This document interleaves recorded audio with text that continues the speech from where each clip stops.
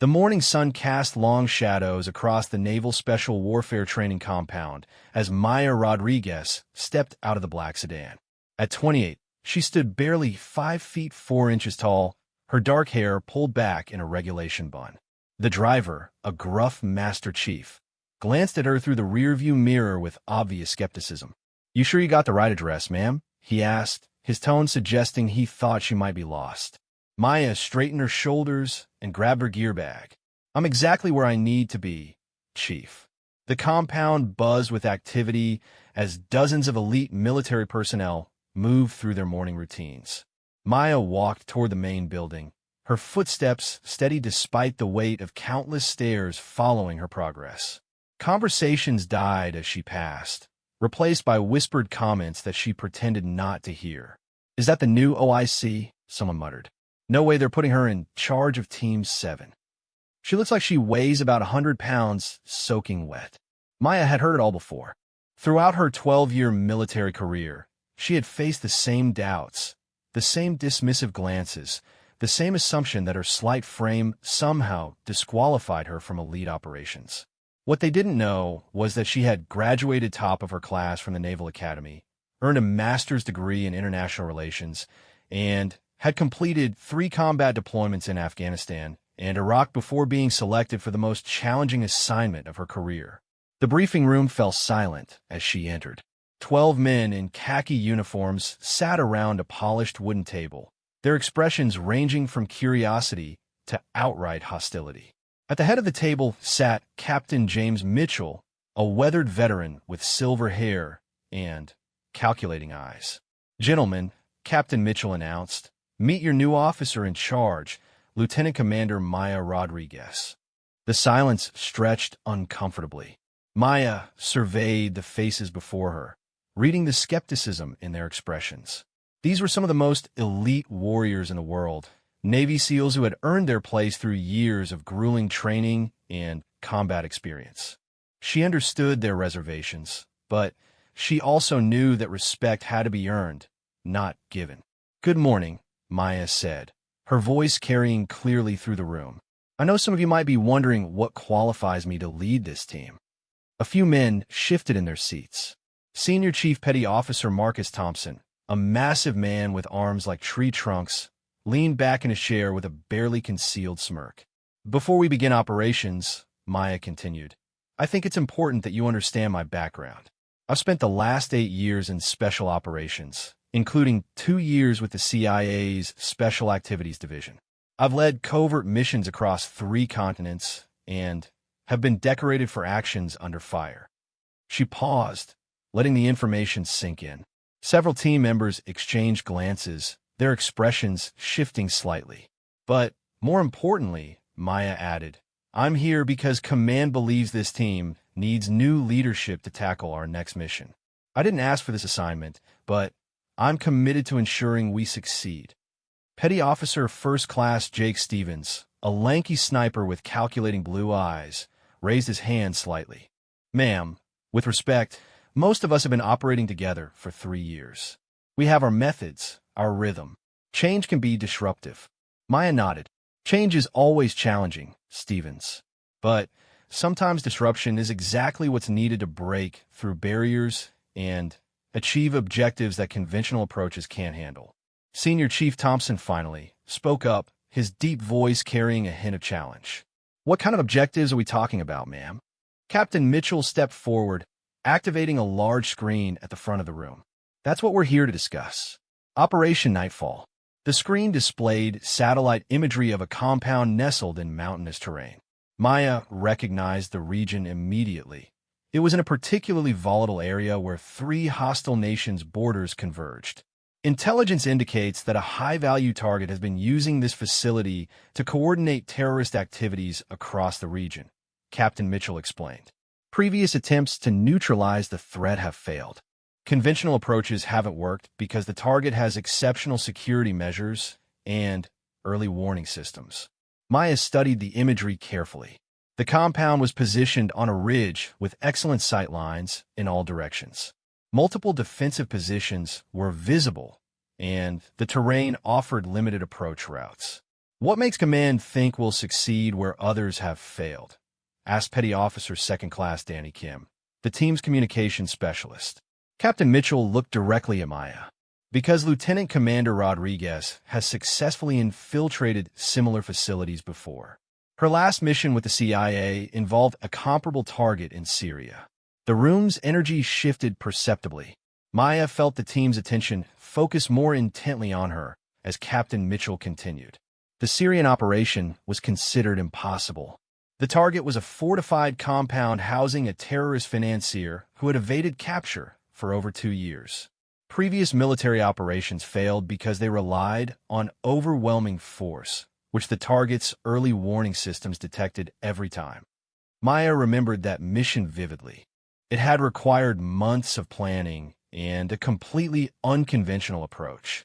Lieutenant Commander Rodriguez proposed an infiltration strategy that involved posing as displaced civilians seeking refugee assistance, Captain Mitchell explained.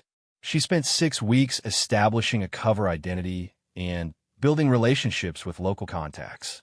When the operation finally executed, her team was able to penetrate the compound's defenses without triggering any alarms. Senior Chief Thompson leaned forward, his skeptical expression beginning to show genuine interest. What was the outcome, ma'am?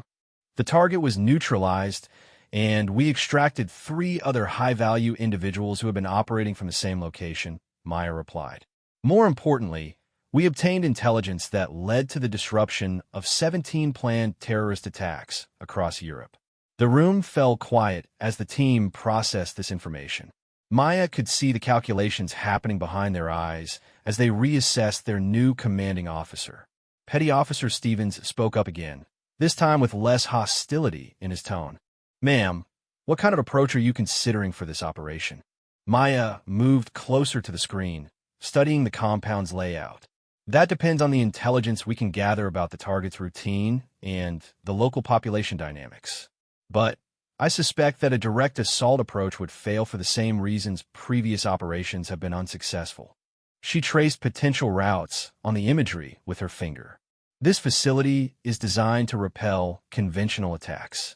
But every defensive system has vulnerabilities, and those vulnerabilities often exist in areas that designers don't consider threatening. Captain Mitchell activated another display, showing detailed floor plans of the compound's interior. Intelligence suggests the target maintains a staff of approximately 30 people, including 12 armed security personnel. The facility has underground bunkers and multiple escape routes. Maya examined the plans carefully, already beginning to formulate possibilities. What do we know about the local civilian population in the area? There's a small village about 2 kilometers down the mountain, Captain Mitchell replied. Approximately 300 residents, mostly involved in subsistence farming and herding. An idea began taking shape in Maya's mind, but she needed more information before sharing it with the team. I'll need 48 hours to review all available intelligence and develop a preliminary operational concept, she announced. In the meantime, I want each team member to prepare detailed assessments of their equipment needs and any specialized capabilities that might be relevant. Senior Chief Thompson nodded slowly. Yes, ma'am. Will we be conducting any training exercises during this period? Maya smiled slightly. Actually, yes. I want to see how the team operates under pressure. Tomorrow morning, we'll run a simulation exercise. Consider it both training and evaluation. The briefing concluded with assignments and timelines. As team members filed out, Maya noticed they moved with the fluid precision that marked elite special operations units. Despite their initial skepticism, these were clearly exceptional soldiers. Senior Chief Thompson lingered after the others had left. Ma'am, can I speak freely? Always, Senior Chief. The team has worked together for a long time. They're good men, and they've accomplished things that most people would consider impossible. But they're also set in their ways. Maya appreciated the honesty. What's your assessment of their biggest strengths? Loyalty, technical expertise, and courage under fire. These guys would follow their leader into hell if they believed in the mission. And their weaknesses? Thompson hesitated for a moment. Sometimes they rely too heavily on overwhelming firepower and direct approaches. It's worked for them before, but this mission might require something different, Maya finished. Yes, ma'am. And to be completely honest, some of them are wondering whether you have the operational experience to lead them in a high-risk environment. Maya nodded, appreciating Thompson's directness. I understand their concerns, Senior Chief. Respect has to be earned, especially in units like this. I plan to demonstrate my capabilities through action, not just words. That evening, Maya worked late in her temporary office, reviewing intelligence files and operational reports. The compound and the satellite imagery represented exactly the kind of challenge she had trained her entire career to handle. But success would require earning the trust and cooperation of a team that had every reason to doubt her. She pulled up personnel files for each team member, studying their backgrounds and specializations. Stevens was not only an exceptional sniper, but also had advanced training in electronic surveillance. Kim's communications expertise included electronic warfare capabilities. Thompson's leadership experience and tactical knowledge made him invaluable for ground operations. Each man brought unique capabilities to the team, but they had been operating with similar tactical approaches for years. The failed previous operations suggested that conventional methods would not succeed against this particular target. As midnight approached, Maya finalized her plans for the next day's training exercise. She had designed a scenario that would push the team beyond their comfort zone while revealing their adaptability to unconventional approaches. It would also give her the opportunity to demonstrate the leadership style and operational thinking that had made her successful in previous assignments.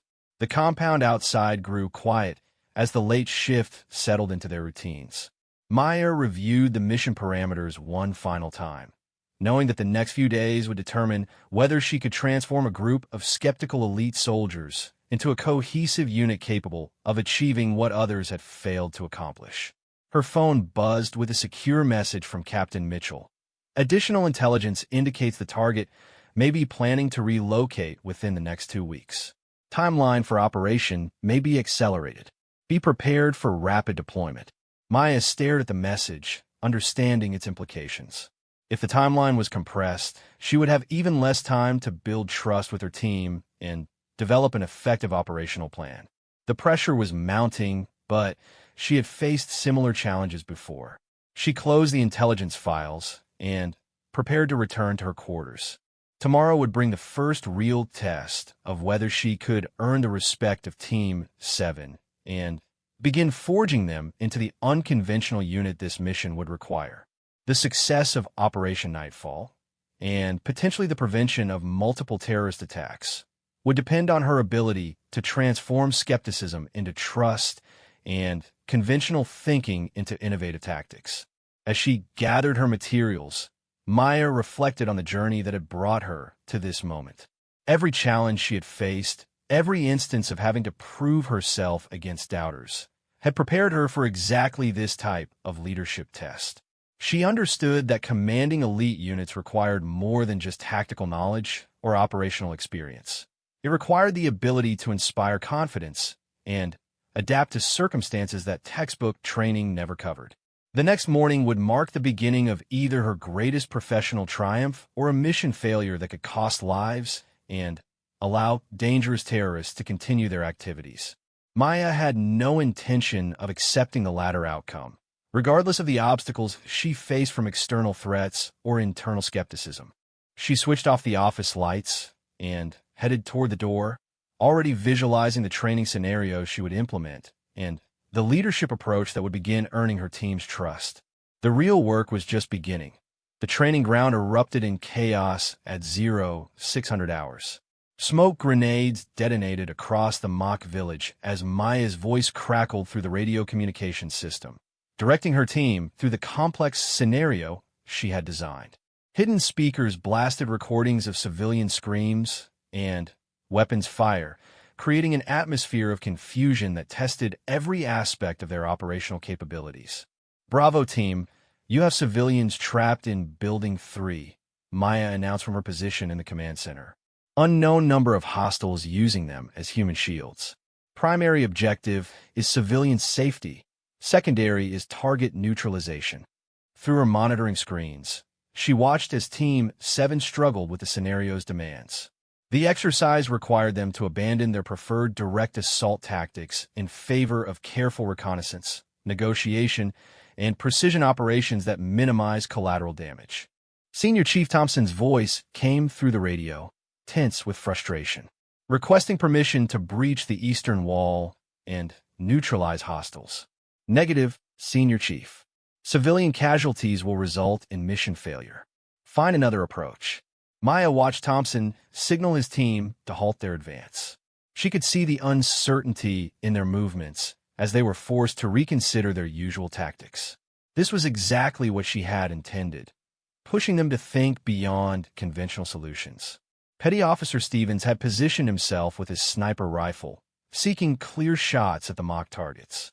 I have eyes on 2 tangos, but civilian positions make engagement too risky. Then, change your position or find an alternative approach, Maya responded. You have superior training and equipment. Use them creatively. For the next 2 hours, Maya continued adjusting the scenario parameters, introducing new complications that forced the team to adapt repeatedly. She watched as their initial frustration gradually transformed into focused problem-solving. Stevens began using his electronic surveillance equipment to gather intelligence instead of relying solely on his marksmanship. Kim started coordinating with simulated local contacts to gather information about civilian locations. The breakthrough came when Thompson made a decision that surprised everyone, including Maya. Instead of continuing to search for tactical advantages, he initiated contact with the simulated hostiles, beginning a negotiation process that had never been part of the team's standard operating procedures. This is Senior Chief Thompson, United States Navy. I want to discuss terms for the safe release of civilians. Maya smiled as she watched the scenario unfold. Thompson was improvising, moving beyond the rigid tactical frameworks that had defined the team's previous operations. The negotiation allowed Stevens to reposition for better intelligence gathering while Kim established communications with simulated rescue services. When the exercise concluded, the team had successfully completed the mission with 0 civilian casualties and neutralized all hostile targets. More importantly, they had done so using approaches that none of them had employed before. The debrief session revealed the exercise's true impact. The team members sat around the conference table, sweat still visible on their faces from the intense morning workout, but their expressions showed something Maya hadn't seen before: genuine engagement with unconventional thinking. That was completely different from anything we've done before, Stevens admitted. Usually we know exactly what approach we're going to use before we even start moving. Kim nodded enthusiastically. Having to adapt constantly kept me thinking about alternatives I wouldn't normally consider. Senior Chief Thompson leaned back in his chair, studying Maya with new interest.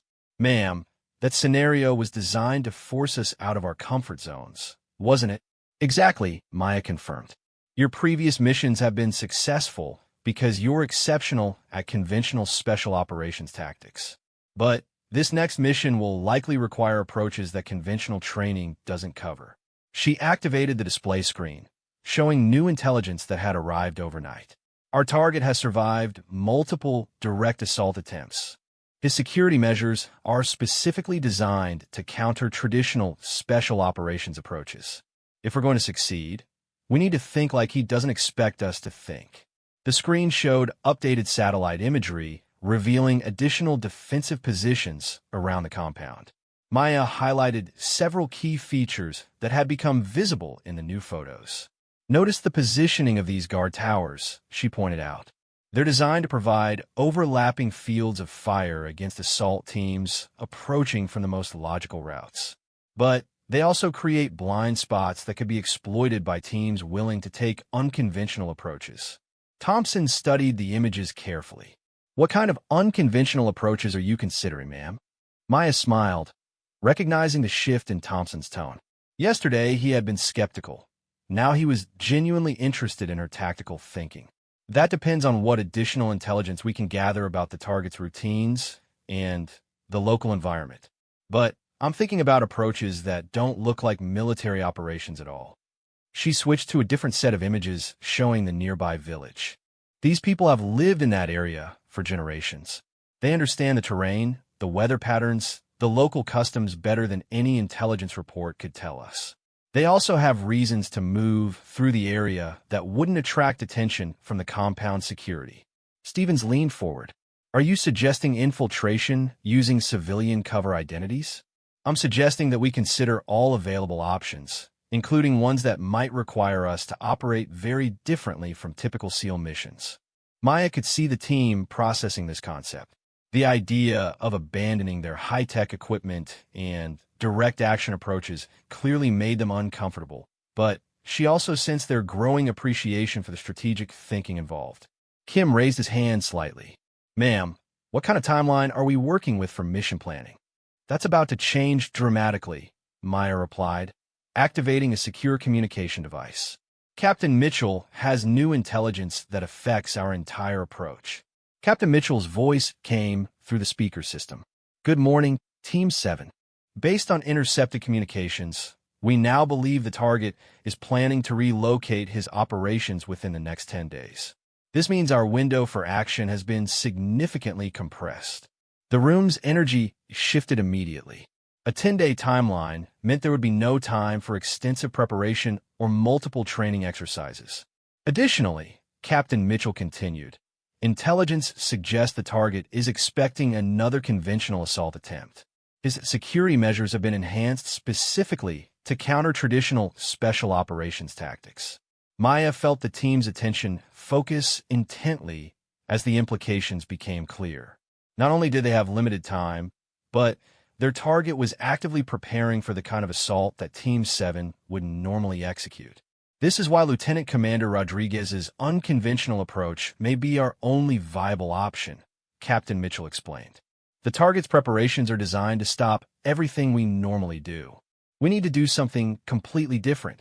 After Captain Mitchell signed off, Maya addressed the team directly. I know this timeline creates pressure, but it also creates opportunity. If the target is expecting conventional tactics, then unconventional approaches become even more powerful. She moved to the whiteboard and began sketching a preliminary concept. Based on the intelligence we have, I'm proposing that we infiltrate the area as displaced civilians seeking humanitarian assistance from the village. Thompson frowned slightly. Ma'am, that would mean operating without our standard equipment and communications. Exactly. It would also mean the target's security wouldn't identify us as a military threat until we were already in position to execute the mission. Stevens studied the concept sketch. How would we handle the tactical phase of the operation without our normal gear? Maya had anticipated this question. We would cache equipment in predetermined locations around the target area. The infiltration phase gets us into position. Then we transition to tactical operations once we're inside the target's security perimeter. Kim looked uncertain. That's a lot of variables, ma'am. If any part of the infiltration goes wrong, we'd be completely exposed. You're right, Maya acknowledged. It's high risk, but consider the alternative, attempting a conventional assault against a target who's specifically prepared for that approach. Previous failures suggest that conventional tactics have essentially zero probability of success. She turned back to the satellite imagery. This compound has withstood multiple direct assault attempts by highly trained forces. The target clearly understands conventional special operations tactics and has built defenses accordingly. Our advantage lies in doing something he hasn't prepared for. Senior Chief Thompson stood and moved closer to the displays. Walk us through the concept in more detail, ma'am. Maya felt encouraged by Thompson's engaged tone. Phase 1 involves establishing civilian cover identities and infiltrating the village below the compound.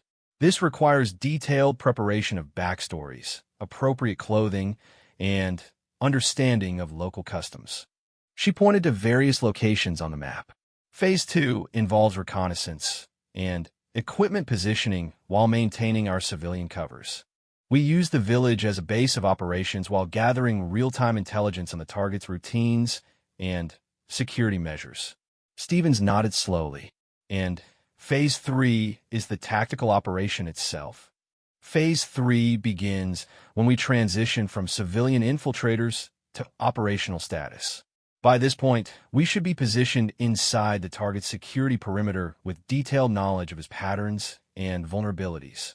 Maya could see the team beginning to understand the concept's potential, but she also recognized their remaining concerns. I know this approach requires skills that aren't typically part of SEAL training, she continued. But each of you has capabilities that translate directly to this type of operation. Thompson, your leadership experience includes working with local populations. Stevens, your reconnaissance skills apply regardless of whether you're wearing a uniform.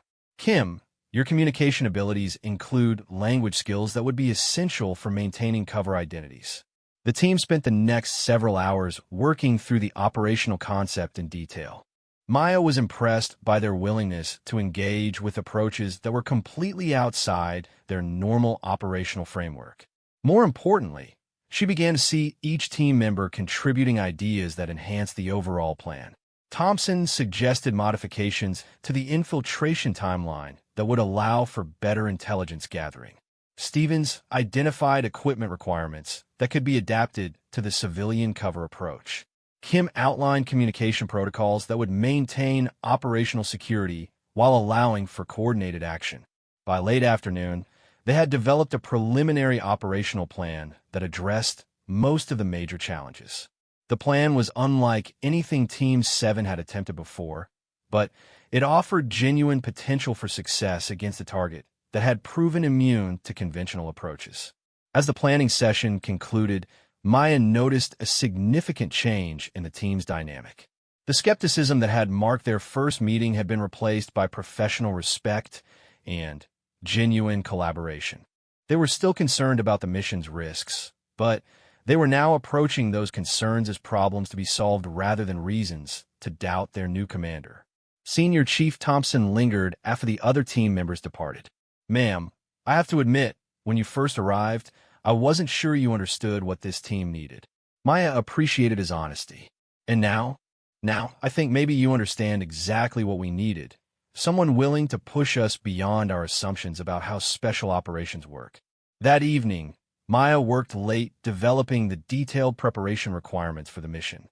The civilian infiltration approach required extensive background development, equipment modification, and cultural preparation that would challenge every team member.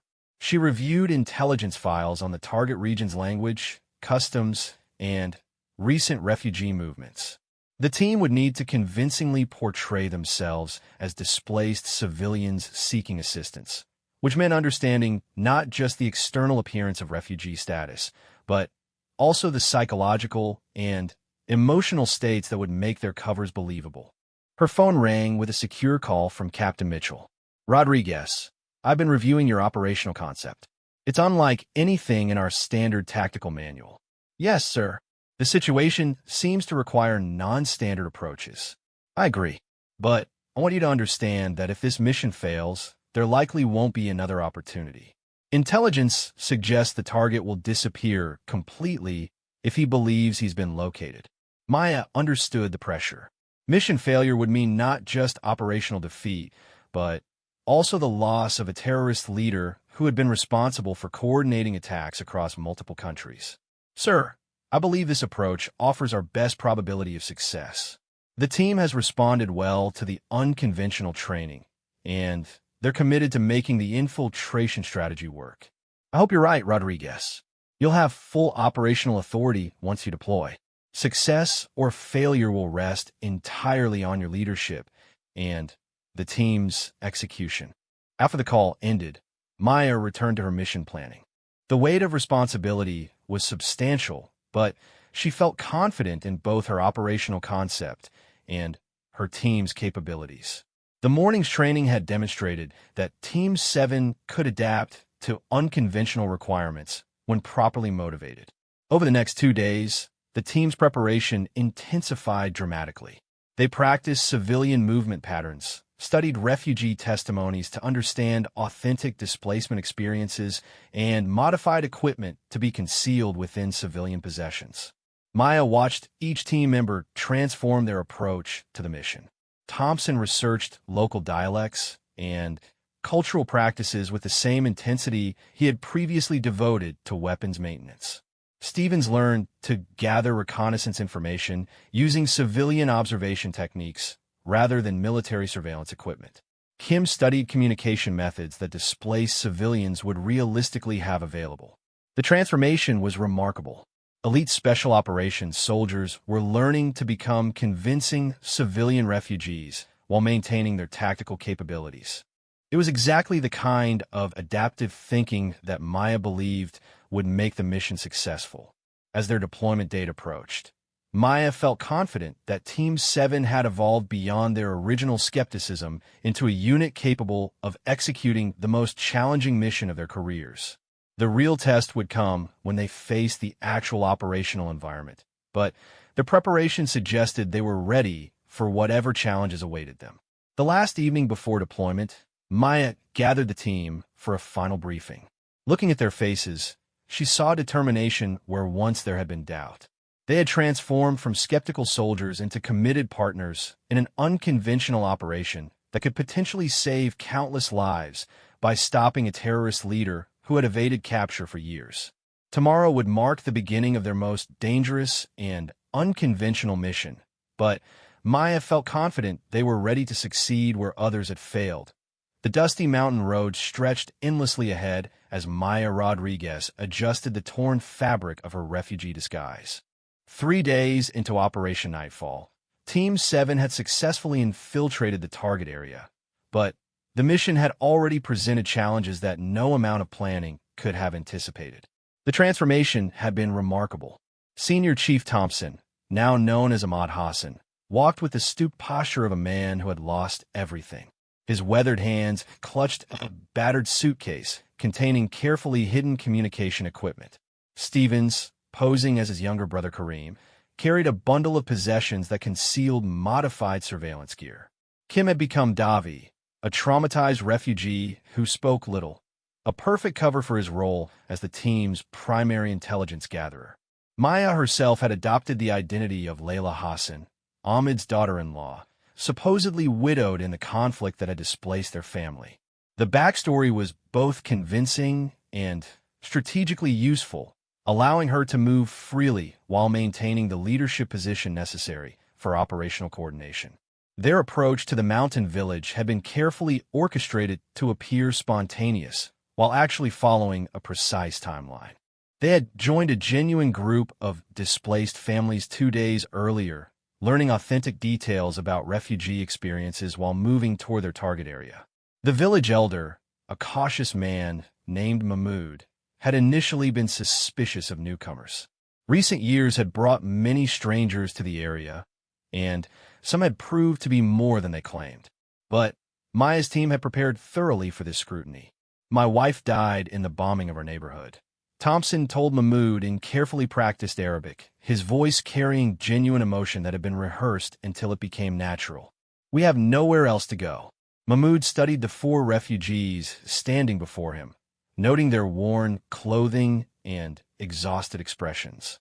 Maya held her breath, knowing that acceptance into the village was crucial for the mission's success. "You may stay," Mahmoud finally decided, "but understand that resources are limited.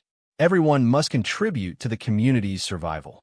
Over the following days, Team 7 had integrated themselves into village life with remarkable success. Thompson helped with manual labor, using his physical strength to assist with construction projects. Stevens took advantage of his reconnaissance training to become an effective shepherd, spending hours in the hills with the village's livestock while conducting careful observation of the compound above. Kim's communication skills proved invaluable as he helped village children with their studies, a role that allowed him to gather information about local patterns and routines without arousing suspicion. Maya worked with the village women, learning details about daily life that provided crucial intelligence about the target area. The terrorist compound loomed above the village like a fortress, its defensive positions clearly visible against the mountain ridge.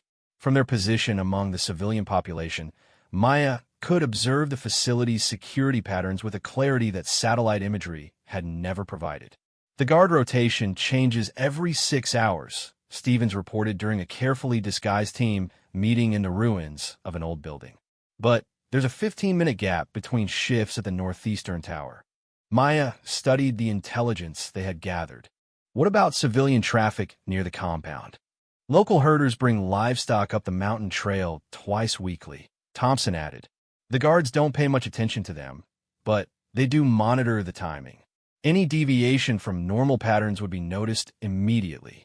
The team had been carefully documenting every aspect of the compound's operations while maintaining their refugee covers. The information they gathered revealed security measures that were even more sophisticated than intelligence reports had suggested. Kim had discovered that the compound's communication systems included monitoring equipment focused on the village below. They're listening to everything, he explained in whispered tones. Any electronic signal from down here will be detected immediately. This revelation had forced Maya to modify their operational approach significantly. The original plan had relied on cached equipment and electronic coordination, but the target surveillance capabilities made those approaches too risky. We'll have to execute the mission using purely analog methods, Maya decided. No electronic communications once we begin the final phase. The constraint was challenging, but not impossible. Team 7's training had included scenarios requiring operations without modern communication equipment, though they had never expected to use those skills on an actual mission. Their opportunity came on the fourth night, when Stevens reported an unusual change in the compound's routine. 3 vehicles arrived this evening, he whispered during their clandestine meeting. Heavy security escort, diplomatic plates. This might be the gathering we've been waiting for. Maya's pulse quickened. Intelligence had suggested that their primary target occasionally hosted meetings with other terrorist leaders, but the timing had been unpredictable. If multiple high-value targets were currently in the compound, the mission's potential impact could be enormous.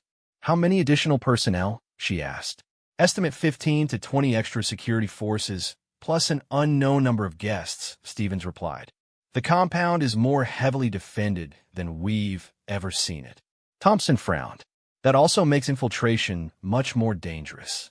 If we're detected, the firepower they can bring to bear would be overwhelming. Maya considered the options carefully. The increased security presence made the mission more difficult, but it also presented an opportunity to neutralize multiple terrorist leaders in a single operation.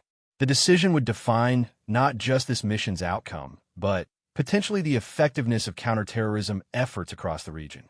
We proceed tonight, she decided. The increased security is a challenge, but the target value justifies the risk. The team spent the next several hours finalizing their approach. Without electronic coordination, they would rely on carefully synchronized timing and predetermined contingency plans. Each team member would have specific responsibilities that interlock to create the overall operational success. Thompson would create a distraction in the village that would draw some security attention away from the compound. Stevens would use his knowledge of the mountain terrain to establish overwatch positions that could provide tactical support without electronic communications. Kim would disable the compound's communication systems to prevent calls for reinforcements. Maya would lead the primary infiltration, using her experience with covert operations to penetrate the facility's inner defenses. The plan required precise timing and flawless execution, with no margin for error. As darkness settled over the mountains, the team began their final preparations. Maya changed from her refugee clothing into dark tactical gear that had been carefully concealed in the village ruins. The transformation felt symbolic. She was shifting from the role of displaced civilian back to elite military operator. Remember, she told her team during a final briefing, once we begin, we're committed completely. No electronic communications, no backup support. Success depends on each of us executing our responsibilities perfectly. Thompson nodded grimly. What's the extraction plan if things go wrong?